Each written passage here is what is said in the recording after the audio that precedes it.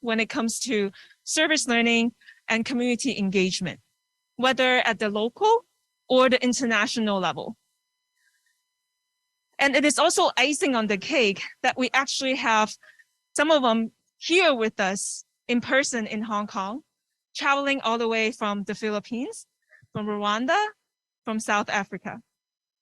So in the next hour, we will have them share with us what sustainable development means. Recording in progress. From the economic, social, and environmental perspective, the invaluable insights and experiences on collaborative community projects with such focus on sustainability and community engagement, as well as to share with us what reaching across the border or even continent means for partnership means and brings to the table. So the first speaker that we're gonna have with us is Dr. Hong Liu. Dr. Hong Liu is Associate Professor of Fudan University in China. He entered the field of service learning in 2009 as a program evaluator. Now he's an enthusiastic advocate of adopting and adapting service learning practices in higher education within China, and also part of a big effort of pushing through service learning curriculum in Fudan University. Apart from his academic involvement, he also has extensive experience in rural development work in Southwest China. So without further ado, please join me in welcoming Dr. Hong Liu. Thank you. Thank you. I hope everyone can hear me. Let me share my screen with you.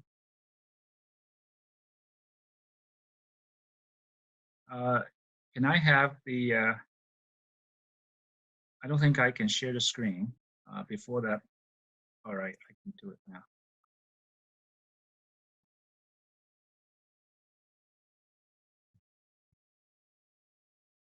Okay, I would like to first thank the conference organizer for having me. It's unfortunate that I am not able to join you in person. We are still under a travel restriction here at our university. I am not able to travel there, but I hope we can continue this conversation maybe sometime in the next year in person. Today I was given a topic on sustainable development, but I have to say I'm not an expert on sustainable development. So today I'm going to speak mainly as a practitioner rather than a researcher, and tell you a little bit about a project that I was involved in the past 4 years, to kind of highlight and illustrate a few points that I think are very important for collaboration and partnership with regard to sustainable development goals in the particular context of China and rural development in China. While this discussion draws on the case featuring collaboration between regions within one country, I think it certainly bears some implications for other contexts.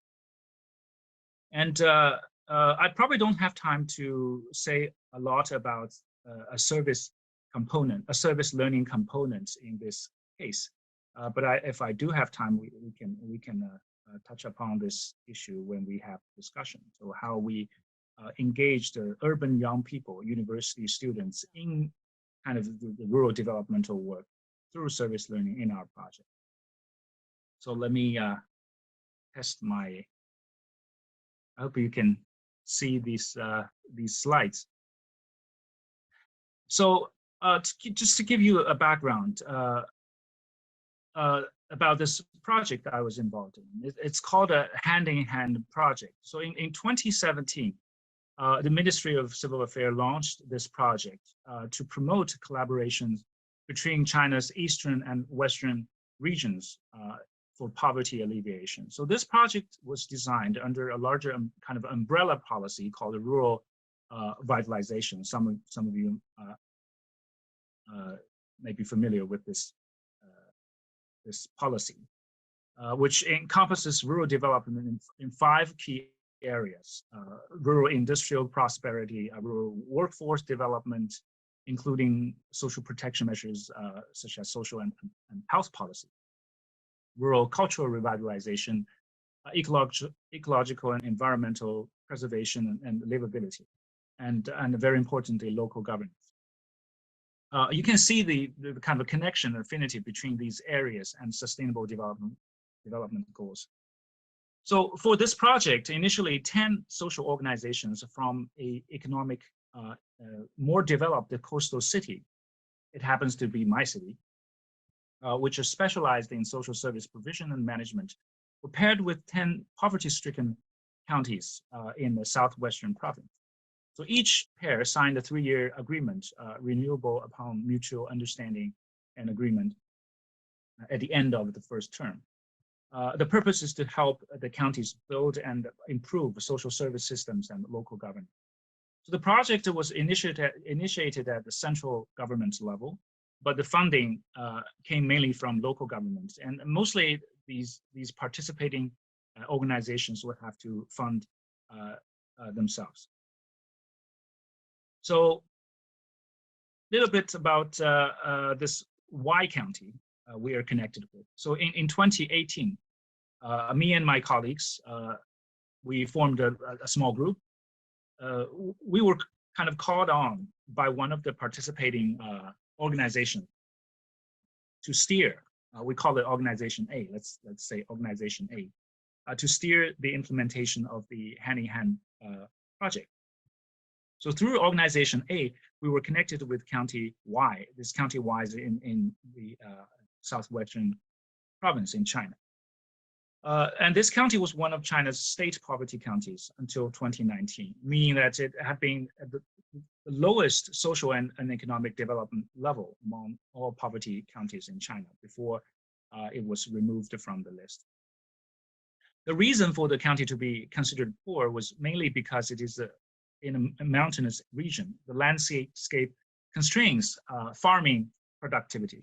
So that is the main issue they're facing. And villages also scatter across a very large geographical area, which makes transportation, power and water supply very difficult. So this region is also characterized by many diverse ethnical composition. So a lot of different ethnical minority groups live together, different cultures and heritage coexist. But as you can see from the photos, the left one, the county town center, this picture oversees the town center, already has a high-speed railway station built. It was just finished construction and put into use this summer. So you have seen some development over the past 4 to 5 years. So what we were supposed to do. At the beginning of this collaboration, we thought we would just go in and do some typical things a regional collaboration program would entail. Based on our disciplinary background, we decided we would focus on social development, in particular on child welfare. So that is to protect, that is the children's protection and development at both levels of policies and services.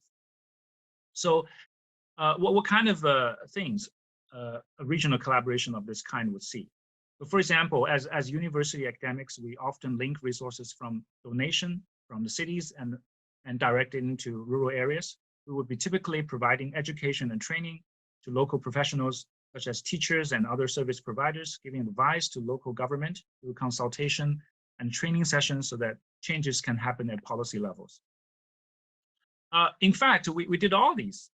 We located an education fund through our university's foundation, and we donated for training and primary and secondary school students,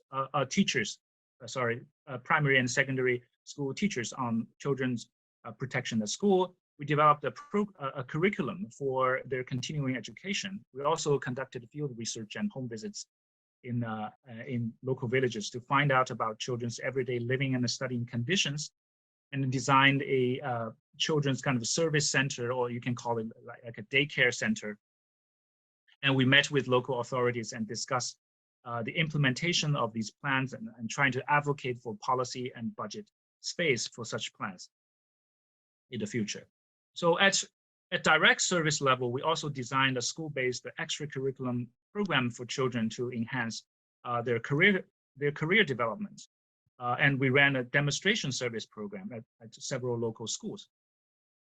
So within that demonstration program, we also embedded a service learning component where university students from coastal regions would be trained to design and deliver this program. As you can see, it's multi-tiered, and there are a lot of different activities involved. But this is the kind of model we were envisioning at the beginning. We would think that we want to transfer knowledge, transfer skills, transfer know-hows, policies to these places. And we saw them as completely receivers. But in fact, this linear model never happened. We actually didn't follow this model. So what we actually did was we developed a kind of a three-way relationship by assisting a local organization. Let's call it Organization B. So this organization, we kind of went in to work with the local leaders at a volunteer association and help them build from scratch a new organization. So this new organization called Organization B, and registered to become a nonprofit organization or non-government or non-enterprise organization, as some of you know it. So they began with only one full-time worker, and today they have more than 10 people. So we provide suggestions and professional supervision for their work to help them work independently. So today we're running programs through them. So they are actually in charge of all these service programs independently. They provide service for children, for people with physical and mental disabilities and other challenges. And in last year, they attracted a total of 4 million yuan in service funding. So they're running several provincial level pilots and model programs, meaning that they are already recognized at the provincial level. So a few points to highlight of what we believe are very important for collaboration. So first, we think we really need to think ahead. What would happen when we pull out of this collaboration? So a structure for local conversations, particularly between the government and social organizations, very crucial. It must become, for local government to become customary to include these organizations in their decision-making about policy or about service delivery. And we always need to be very aware of power dynamics. So by empowerment, we mean we always put the local organization at the forefront of discussion so that they do have a say in these policy making or decision making process. So every time we met with government authorities, we try to let the government let the organization take the lead. For example, when they want to convene a meeting or setting an agenda, so we would ask the organization to do it. So when the organization takes the lead, they gradually have a role, have a position in these dialogues and conversations. The other thing is really local capacity building. So for example, organization management, funding, how to write a funding proposal, service design and delivery. So I probably don't have time to explain in full detail about how we develop these capacities, but just to illustrate with a very small example from our evaluation of the demonstration program on children's career development. So we believe, our view is that the program always happens in a system, in an environment, which is constantly changing by itself.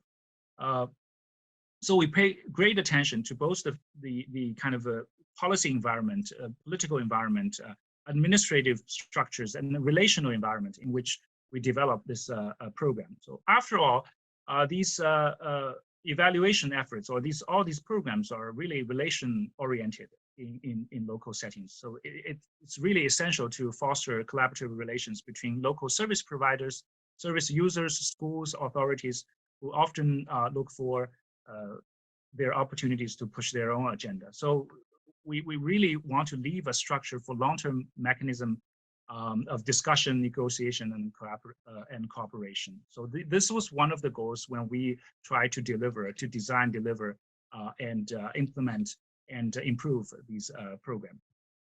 So you can see in our program kind of a flow chart, we have all these red circles. All these red circles are where we kind of engage local community and local organization in decision making and making the program happen. So lastly, probably just to spend less than 1 minute to say a few words on the service learning component. I think these projects are also very important occasions where young people, university students, can participate. So we actually had more than 30 university students in the past 4 years who participated in this project. And we focused mainly on cultural sensitivity and kind of improve their sense of competence so that they know the kind of work they do is meaningful. So develop their kind of self-efficacy in participating in social development work. So that's probably everything I want to share for now, and we can always discuss more in after all of our speakers speak. Thank you. Thank you so much, Dr. Hong, for your sharing. We certainly would want to learn more from you later during the panel discussion on your experience as a practitioner at getting these collaborative projects rolling in China. And then next, let's hear from Dr. Mark Anthony Abenir. Dr. Abenir is an associate professor from Ateneo de Manila University in the Philippines. Mark, we've know you so from all the online activity that we've had since COVID, and it's so great to have you finally with us in person. Dr. Abenir has professional expertise on the design, implementation, monitoring, and evaluation of community social welfare and poverty reduction programs that are participatory. And now he's going to tell us a lot more about that. So please help me welcome Mark.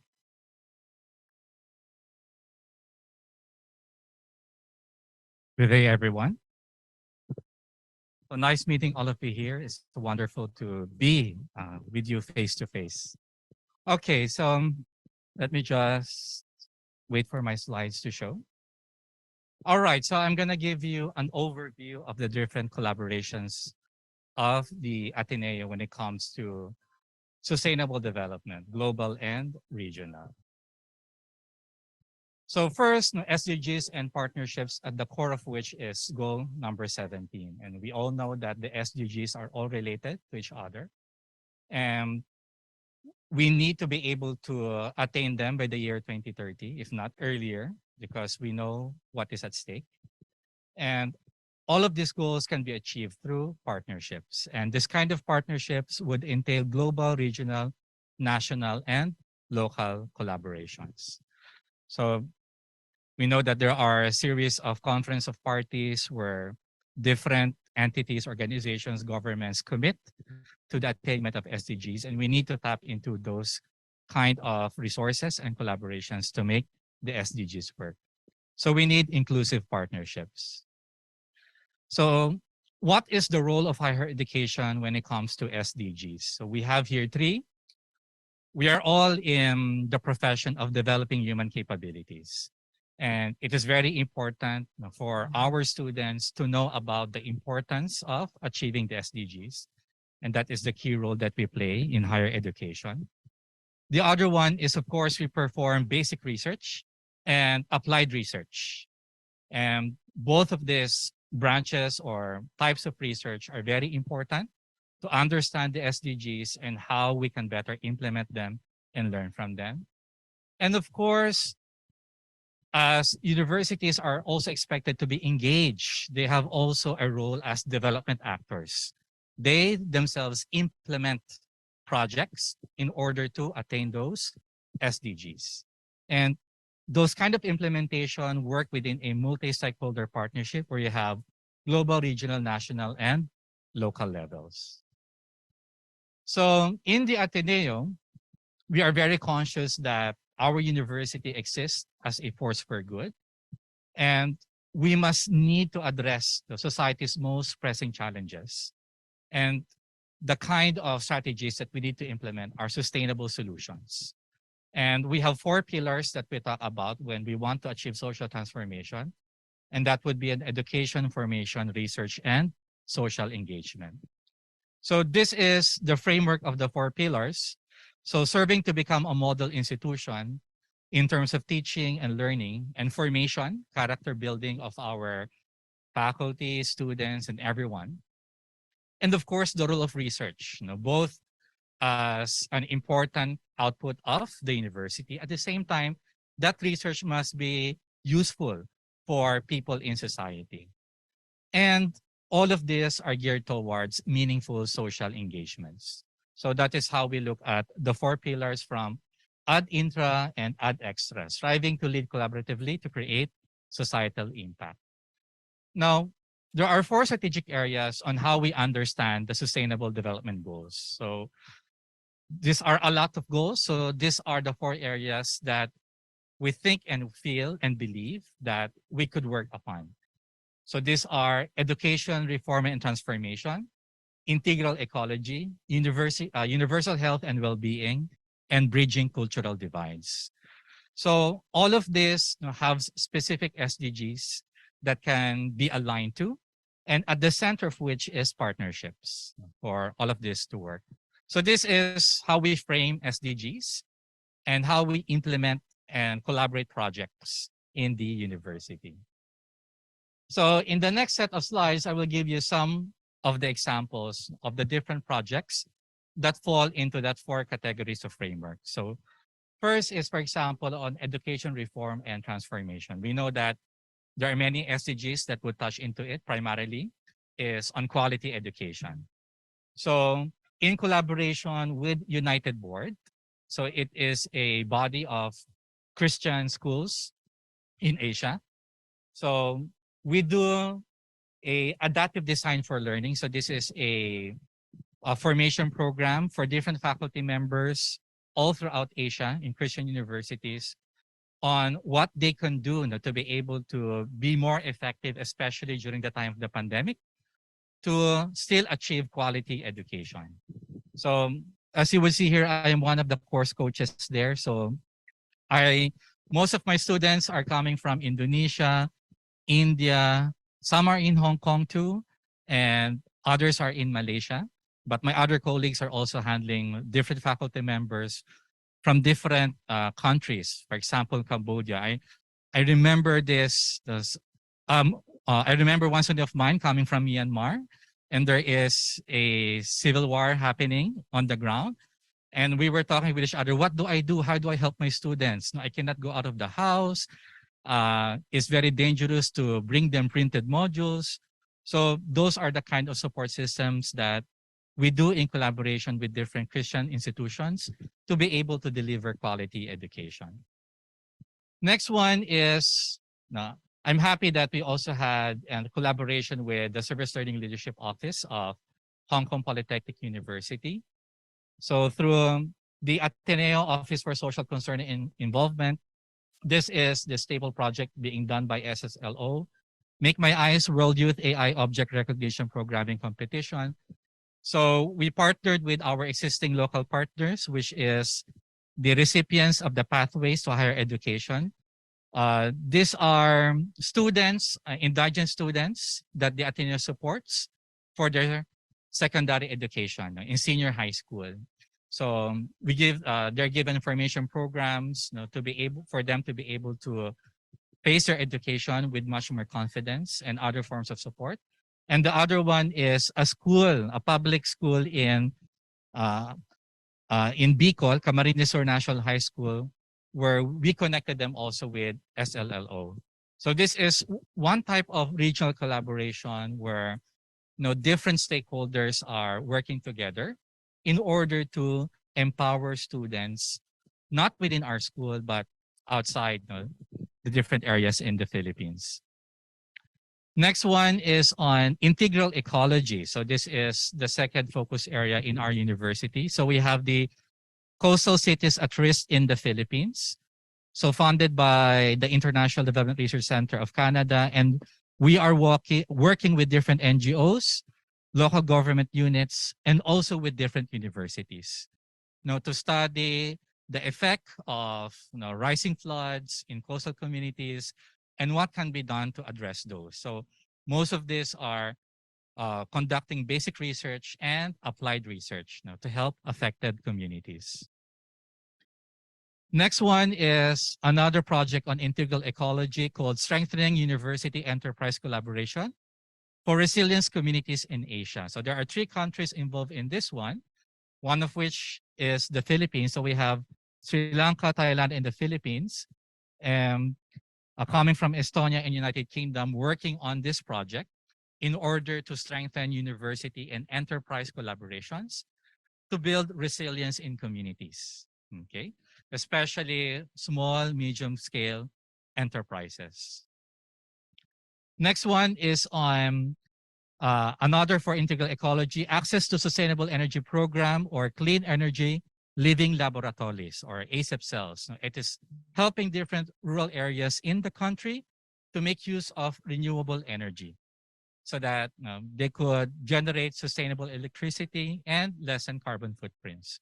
So this, you would see here the different organizations involved, funding and working in this project. We have the European Union, the Sustainability Southeast Asia Secretariat, the local government, the Department of Energy, and the different institutions within the Ateneo, like the School of Government and Manila Observatory.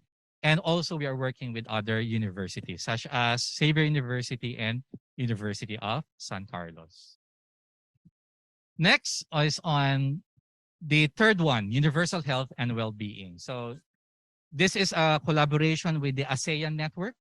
So this is called Health Technology for Informed Decision-Making in the ASEAN region, regarding the use of health informatics and how it can be used for proper decision-making in addressing health problems. Of course, the pandemic, in order to curb the pandemic, you must have a good system in order to understand where the problem is coming from, what can be done to stop it through the use of digital technologies. Okay, so our main partner here is the ASEAN Network for Drugs, Diagnostics, Vaccines, and Traditional Medicines Innovation. We also have the government, the Department of Science Technology, and the Institute of Philippine Culture in the Ateneo de Manila University. So you would see here in every slide, there's always a global, regional, national, and local component to make collaboration really work so that different resources come in to better implement projects. Another one on the last focus area, which is on bridging cultural divides. We have here strengthening academic business government partnerships to address SDGs in the Philippines. So again, working with local communities, local business enterprises, small and large, on what they can do to work together to help the local government to address local problems. So it is bridging the link between the private sector divided into people's organizations, the business community, the local government, and the academe, working to address very local problems concerning sustainable development goals. So we have the German Development Agency supporting this project, Sustainable Development Solutions Network, and specifically the Philippines chapter, but the international chapter or the international organization is also in support of this, and the specific office in the university, which is the Ateneo Institute of Sustainability. And the last one, in collaboration with the University Social Responsibility Network, so they organized a virtual boot camp where they invited different student teams to present innovative projects to be funded for $2,000 each, US dollars. So we have 2 student teams coming from the BS Information Technology Entrepreneurship Their project was funded. They're going to create software mobile applications. The first one is on Tanda. It is a mobile application for the elderly, especially isolated elderly, in order for them to be able to have a virtual community to connect with each other, especially during the time of the COVID-19 pandemic. Many of them got disconnected from their families and even from different institutions that would come to them and do activities. So the software application being developed by the students would help connect the elderly into different areas, get support when they need to. And the other one is the EcoWing project, also funded by USR and the Jockey Club Design Institute, which is the sponsor of this virtual boot camp. So this is also addressing social isolation, especially among the youth. For them to get valid sources of contact and information, so that they won't be strayed along into different forms of entertainment. So this software application is geared towards younger people to not feel isolated, especially during the time of the pandemic. So these are student-owned projects funded by the University Social Responsibility Network. So it is also a form of regional and global collaboration. Okay. So in the end, okay, so why do we do all of these things? As stated in our mission in the university, Ateneo de Manila University seeks all of this through excellence in teaching, learning, and formation, creation and advancement of knowledge, through cutting-edge research and creative work, cultivation of an inclusive, diverse, and sustainable institution and community, and an expansive and immersive engagement with society. So as our motto says, in the Ateneo, we are human beings for and with others. That's why we will always be socially engaged. Thank you. Thank you so much, Dr. Abenir. So it's impressive to learn about all the diverse initiatives that your university is engaged in. Let us hear more from you later in the discussion. And then next, we will have Dr. Martina Jordaan. Dr. Martina Jordaan is the head of the Community Engagement Research and Postgraduate Studies at University of Pretoria, South Africa. And she was actually previously responsible for a compulsory undergraduate module called Community-Based Project, where students of University of Pretoria would actually go out to the community and involved in very diverse projects from different disciplines. So let us hear from Dr. Jordaan to tell us more about all these different projects that she's involved in.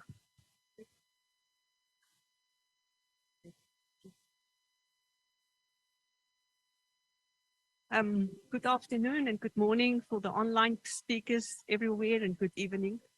I'm Martina Jordaan, and I'm going to share what I'm doing at a specific campus. So I'm now situated at one campus of the University of Pretoria, the Mamelodi campus. And what is unique of the Mamelodi campus, that's South Africa, if you don't know where it is perhaps. And we are in the middle of the country at the University of Pretoria. And the University of Pretoria got actually 7 campuses spread over Pretoria, and one is in Johannesburg. And the one that I'm working at is in the middle of a black township in Mamelodi on the side of Pretoria that was created in 1952. So my community is Black people, mainly Black people, and it's an ideal situation and a campus to do community work. So the campus identified 5 different niche areas that we focus on, and Friday I will share a little bit more about the niche areas. But the one that I'm mainly responsible for is the one with regard to education, broadening educational pathways. And therefore, I'm really strongly focusing on the whole educational pathways from ECD way to get your learners up to higher education. because the campus focus and the only group of students that we have on the campus is the extended curriculum program students. It's like a bridging course. So that's the only group of students on the campus. So they get 1 year chance to redo their marks and then apply to specific courses.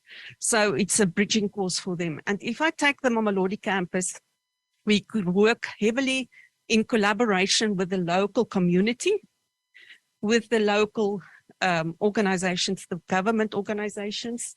For instance, I do every project that I do in collaboration with the education department. I don't work they are aware of every project. We have a number of international partners. And on the campus, we have various clinics or hubs that assist with projects in the community. For instance, we have the business hub. So I will not talk on their behalf today, but they do entrepreneurship projects in the community. We have the Siatemba clinic, and my colleague this afternoon will talk on the USRN Summit about her projects. And we have the animal health clinic. I do ECD's forums. We have a high school program that I'm going to share a little bit more, and the extended programs. And then we have all our different partners in the community. So the focus that I'm going to discuss the collaboration today, that I think I'm really heavily involved and changed my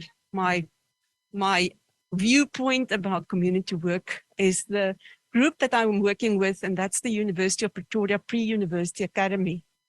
So on campus, we have a group, a separate department where learners in the community is identified. And that is mainly grade 8, 9, and 10 learners that are strong in mathematics and science. And they attend Saturday schools. And during the Saturday schools, we are trying to get them to improve their marks so that they at the end can go to higher education institutions. We still got a huge gap between our schools on the level of the school. So we have different quintiles, for instance, and certain quintile schools actually give lower, produce lower kids with lower marks, not getting access easy to higher education. We want to make that gap a little bit,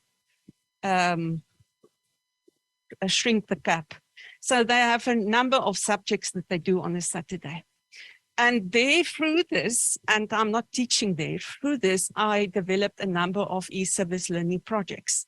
And that, with the collaboration of Hong Kong PolyU, we did a major lot of projects, and I think a really great impression on the community, on the university, and to let people think broader about e-service learning that never happened before.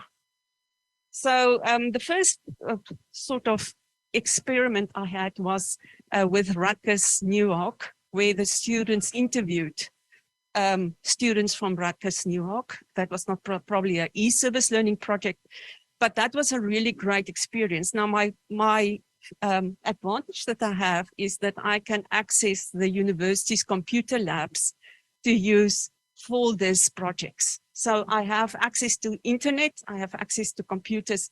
That is a challenge in South Africa, always. And then I have had a number of projects with Hong Kong PolyU that made an impact on the students. We started with a small project where we had kids teaching 360 cameras. And immediately, I remember it was really a challenge to convince everyone I want to be involved in this project, because I had to buy additional headsets, I had to buy additional webcams, and it was not, why you want to do this now? And then after the success of this project, it was much easier to roll out new projects. And then January, we had the really experience, a wonderful experience with the kids where they were able to build robotics. You can imagine that the field that we opened, the global thinking that we opened for those kids that never would have a chance to talk to anybody really in another country. I remember the first question that the students asked the kids is, in how many countries did you visit? That was just a question. And none of these kids actually went out of their province. So it was not, the world was so small. And through this project, it became so huge. And then we had another project in July that we discussed, that somebody referred to, that was just as successful. Now we've got actually, they're sort of fighting who's going to be on the project, and we need to identify them and select them. And then we've got in December the project where we're going to, where the students from Hong Kong PolyU will teach the kids to code drones. So they are really excited about this. Out of this, I then had the opportunity to do other projects with the University of Florida. And I will do in next year another project with the University of Florida. And now other people are buying into this idea. And I use Hong Kong example the whole time, but made it so magnificent to sell the idea. And there I've got a whole big project that I did over 6 weeks with these universities. And then now I'm working with Merrimack College at the University of United States. But now instead of having my my high school kids, I've got the community involved. And the community is now also being taught online. So reflection on this is, what is the value for me? First of all, amazing, the communication, the chance for these kids to talk, the chance for your students to talk to us. It's just, it opens such a big world. Then also the value of the service. Everyone is not focused anymore on their own little community, but it became a whole global village. And then, of course, the reliability of your community partner, that is very important, the communication between the two. And is the other one available and reliable? And then the last one that I must tell you is the sustainability of your internet. We have load shedding in South Africa. That means they cut off your power for 2 hours. So we had to work all our programs always around the load shedding, because then the university's power go off for 3, 4, 5 minutes till the generator gets on, and this, we need to relock the kids all into the system. So that's a challenge.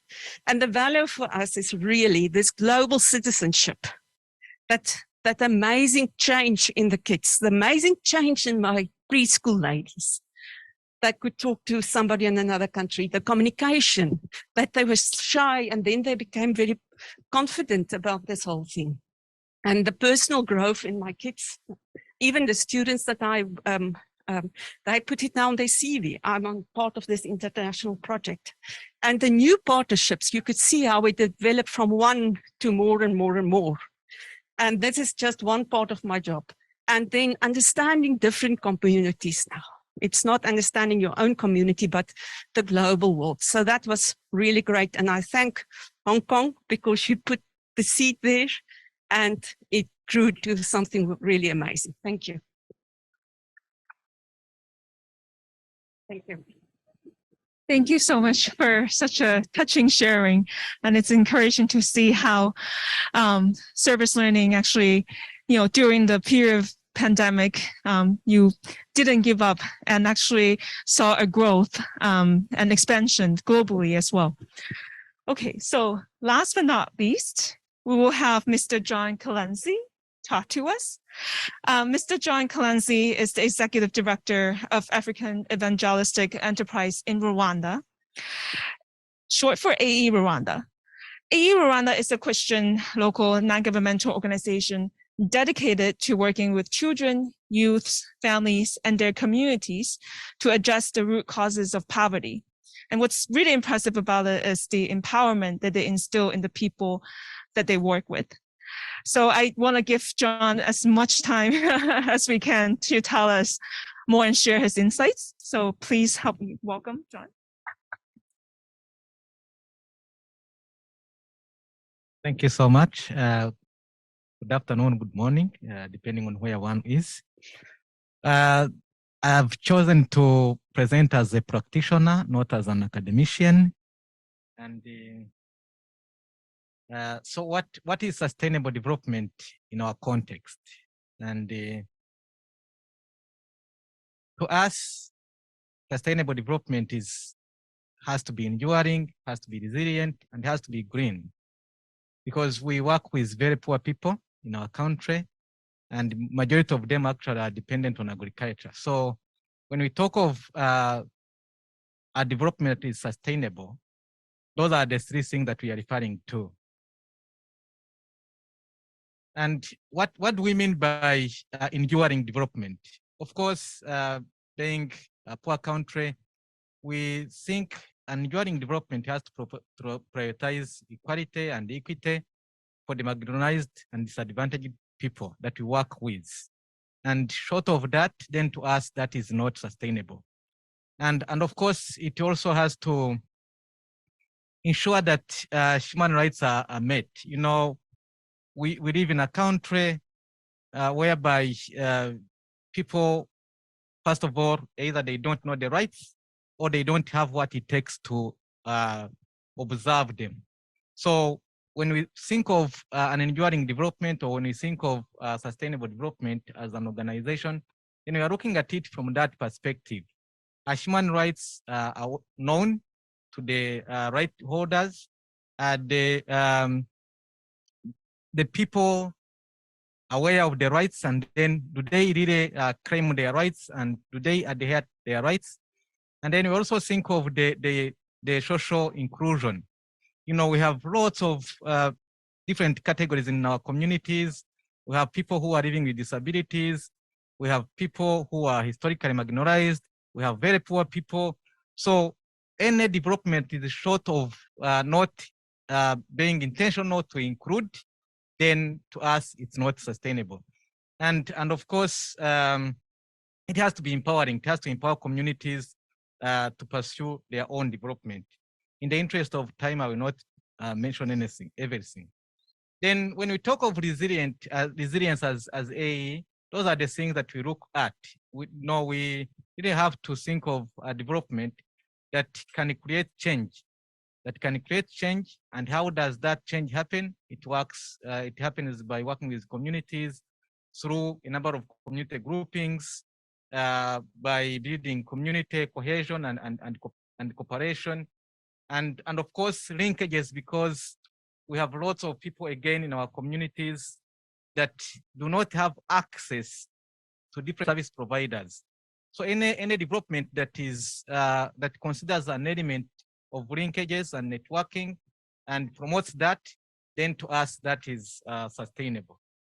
And when we talk of green, of course, I told you that majority of our community members or majority of our target group are dependent on agriculture, and we don't want to resolve today's challenges by compromising the needs of the future generation. So that's why we consider those areas. So we make sure that we go for the low energy, we go for the low carbon solutions, we engage with the green economy, and we want to really, and that is where I will have to want to promote independence from expensive imported energy, because our population cannot afford it anyway. So that is the best alternative that we have at our exposure.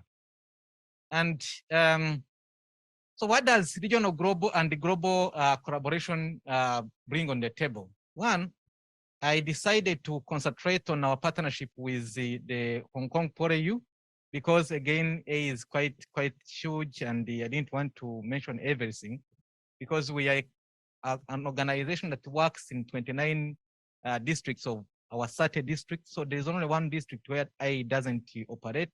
So I decided to limit my presentation to our collaboration with the Hong Kong PolyU. And what does the collaboration bring? One, it brings the information, it brings expertise. And when you look at the subsequent slides, you will see what that means. Because it is not easy to take people where you've never been. You know, if I have never been to some place in Hong Kong, it would be very hard for me to lead people there. So we need some information. We need some information on what works and what doesn't work, on what is relevant and what is not relevant. So to us, collaboration brings information, brings expertise, and it also leverages on our skills and areas of expertise. Because majority of our staff are trained, but there are certain things where we are really limited, where we have limitations. I was cracking a joke with somebody in the morning that I'm not very good when it comes to computer and computing. So, we look at the global collaboration as an area, as an opportunity, as a platform that can actually leverage our skills and our expertise. And of course, our collaboration builds the capacity of the locals. When Grace, Steve, and others come to Rwanda, they come and train our staff, they come and train our communities, they come and train our associates, and that is partly what globalization or collaboration bring to us. But it also provides a platform for cultural exchange and understanding. It is amazing when the students from the Hong Kong come to Rwanda and they interact with the students from our universities. It is very enlightening. Our students get to listen to know what is happening in Hong Kong, and then students from Hong Kong, get the chance to see what is happening and to know how our people live, and it's something that you can't just take for granted. And of course, it has a financial component. It has a financial component because our economy is very small and struggling. So the collaboration brings in some financial muscle that enables us to do what we can't do without the collaboration. And so I want to come to this case study of the solar power to village homes, and I will try to rush to keep time. So you can see that is actually the collaboration at work. You see the Rwandese, the local people, you also see friends from Hong Kong, and we are trying to respond to a community issue. And that is partly what collaboration can actually make happen. Because you can imagine without the technology from the PolyU, and of course, without the local knowledge of our people, such a initiative wouldn't have happened, but it was possible just because of the collaboration. And you can also see the endurance in reality. The colleagues from Hong Kong came and they engaged our communities, engaged our people. They did the training that I was referring to because they are not the ones who do the installation. They come and train our young people. They come and train our associates. And so there is that element of capacity building. There's that element of coaching. There's that element of mentoring. And that is something that is very important. And of course, the technologies that the collaboration promotes environmentally friendly, and again that has something to do with the green economy that I was referring to, and they're independent of unreliable grid power, because like Dr. Martin was talking about the cut of internet, as it is the issue of internet, is the issue of electricity, is the issue of all other things. So this kind of project helps us to help people get a solution without necessarily being dependent on the grid power that is unreliable. And it also has that low ongoing costs, because when the solar panels are installed, the ongoing costs are not that much, and even the locals in the poor areas can afford to maintain them. The impact, so the impact is actually huge. The children can do their homeworks after school, which they couldn't do. Business can work after sunset. Normally when the sunset is reaches, then people go home because it is dark. A dark house is no longer a fearful place. People can go in their homes and they are happy, and they can charge their phones, they can listen to news and get to connected to the entire world. The power doesn't go off, so they can actually control it. And there is an impact, the wider impact. There is a two-way sharing of perspectives and the sharing of cultures, like I mentioned, and the transfer of skills to Rwanda's youth, the field testing of technology in Rwanda's rural environment, and that is all. My time is over. Thank you so much.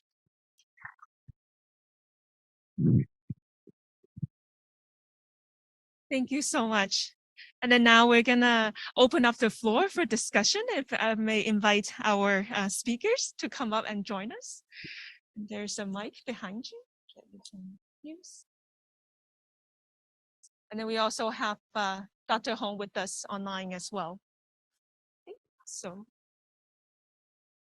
let's see if we have any questions from the participants in the room for our speakers.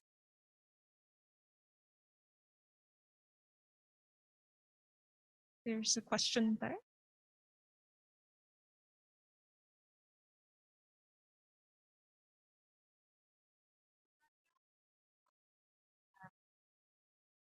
Test. Test mic. Test. Yeah. Is this working? Yeah, so the online can Okay. hear you. Yes, I can hear. Clear. Okay, I'm Ida from Indonesia. My question is for Mark. That's a wonderful sharing about translation research from that came to community, like providing electricity. And then my question is, what's happened the next after the project ends? Is the community that maintains the solar panel are still in the from Ateneo, and is there any maybe empowering program to the community? Yes, thank you. All right, thank you for your question. So it's still an ongoing project in collaboration with different international bodies and local government. So the Ateneo provides the research component on what can be best done in order to empower communities. And it is the local government that implements those in guidance of the results of the approach.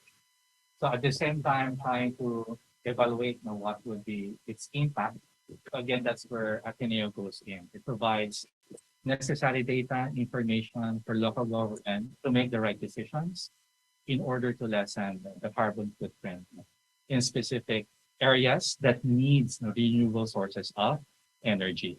So it's that kind of collaborative work whereby each would be able to do their best by complementing the strength of the institution and also not transgressing over what can be done locally by local individuals, especially local organizations.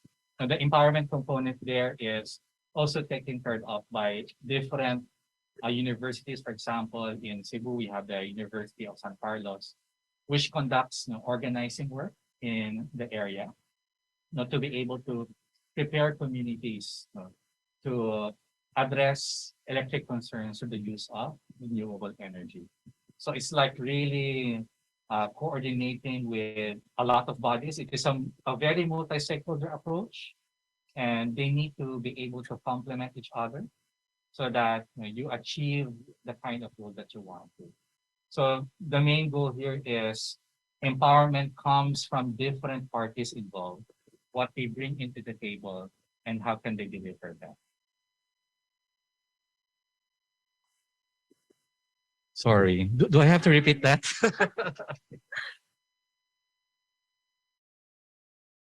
Okay.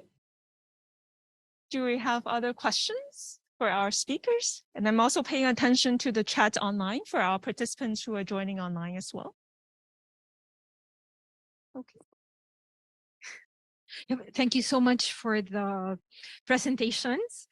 I have a question which is primarily addressed to Martina, but I think that the others might also be able to contribute.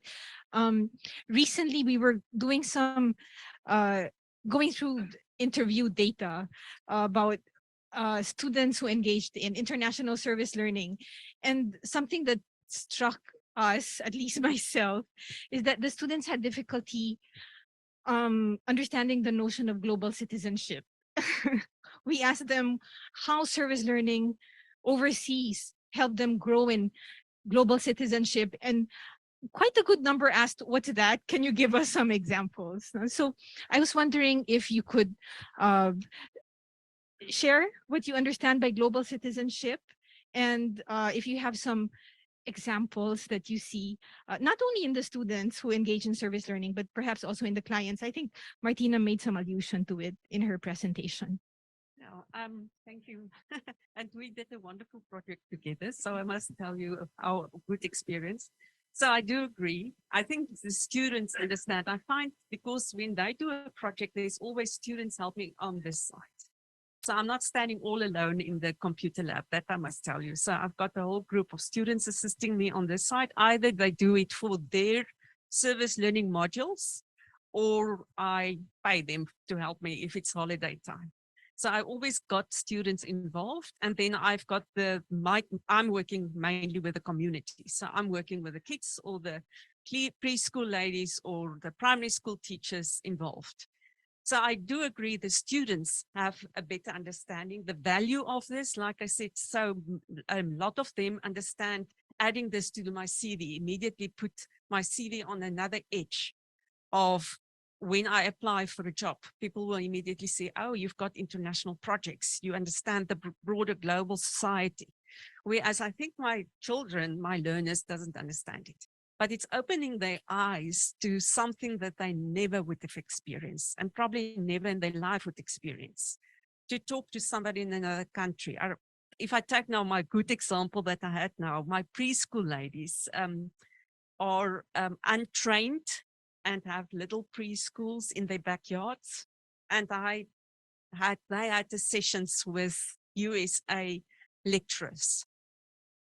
You can imagine that value for them to talk to people on live. Then of course, I had to teach them first to Zoom for 2 days. So it was not that it came automatically and they sat and they could Zoom. They couldn't even Zoom. So that is the whole process. But I definitely think the students understand it, perhaps the kids not. But I do agree, I would also probably need to put a definition there if I ask the students the same question. Thank you so much. Well, from my perspective, I think I'm not far from what Dr. explained. I think the citizenship simply, to me, refers that broad understanding of what is happening elsewhere. If, for example, I know what is happening in Hong Kong, and I know what is happening in South Africa, and I know what is happening in the US, and I have that broader view of the world. I'm not just confined to Rwanda. Then I have that sort of belonging. You know, I can't, doesn't necessarily mean that I'm an American or I'm a South African, but the fact that I am not green, I'm not totally lost when I about what is happening elsewhere, then I have that, it's having that world global perspective of realities. To me, that is what global citizenship. In my experience, no, I do encounter that students asking, what do you mean by global citizenship? And basically, if they understand the importance of the SDGs and the role of different countries in order to attain that, they get a more clearer picture. Okay, this is my role in this global society because the SDGs are global problems and they are global goals. So we need to collaborate with one another. But of course, it is through the International Service Learning Program when they get to interact with other people outside the country, they get a much more, not just a broader perspective, but a deeper understanding of what it means because they need to understand cultural sensitivity. They need to have a cultural awareness. So they need to adjust that it is not anymore in the same country that working on.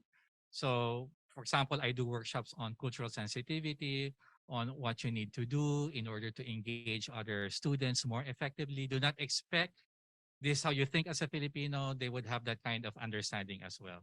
So that gives them a much more concrete and experiential understanding of what global citizenship is. But of course, there are students who are very well aware of it, especially if they're well-traveled. Then they usually do not ask me what it is. So it also depends on the cultural capital of the student. Thank you very much. Yeah. And then Can let's I see chime- if Dr. Ho. Yeah, can I chime in on this real Sure. quickly? And um, uh, although my case or our practice has been mainly about local, within the country kind of service learning and projects. But I do think even in this kind of context that we can speak of global citizenship. And I can tell you this morning when I was teaching a welfare class, we were discussing sustainable development goals and try to we asked students to do a project on how welfare systems in different parts of the world respond to sustainable development goals. So there are two levels I believe in at least in the practice of service learning. So one is abstract concepts when you introduce these ideas. So when we introduce these sustainable development goals to students, that they're basically very abstract ideas, particularly if they're at the beginning of a course or at the beginning of a project. But then there is direct experience. So when we speak of service learning, we rely on practice of reflection, right? We put very strong emphasis on reflection. So what they can learn from their direct experience, even engagement with local residents, for example, in our projects, engaging with local children from other backgrounds, from other ethnical groups, is an opportunity. It provides an opportunity for us to connect these direct experience with abstract concepts. So I think in terms of service learning, I think these activities actually offer great opportunities. Even when you're practicing it locally, you can kind of connect local issues with global issues. So I think we do have very strong tool here, as long as we kind of use it well and use it at the right moment, when these learnings are happening.